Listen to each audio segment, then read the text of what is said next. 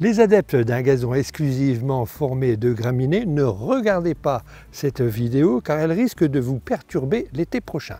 Nous allons évoquer l'Achillée millefeuille, une plante sauvage résistante à la sécheresse.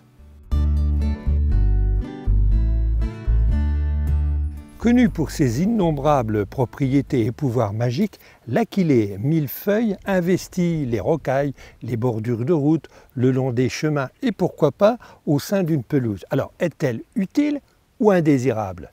Si on observe une pelouse au ras des pâquerettes, on constate que seule l'Achillée millefeuille a résisté à une grande période de sécheresse, à une période caniculaire.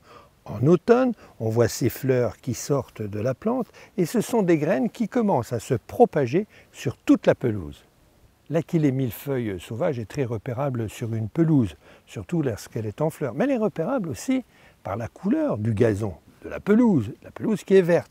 Et grâce à ces feuilles millefeuilles, qui sont composées d'une grande feuille avec une multitude de folioles très résistantes à la sécheresse. Ce sont des plantes qui vont ramper sur le sol et donner cet aspect vert à une pelouse.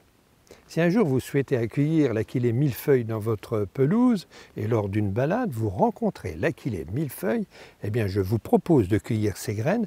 Alors les graines qui sont mûres à partir du mois de septembre, vous en faites un bouquet, vous cueillez quelques branches, ou vous les disséminez sur votre pelouse, vous les mettez en bordure de massif, assurément au printemps elles vont germer, ou alors il existe une autre méthode, vous prélevez une petite touffe d'Achillée millefeuille et que vous plantez directement dans votre pelouse, mais à une seule condition, qu'il pleuve.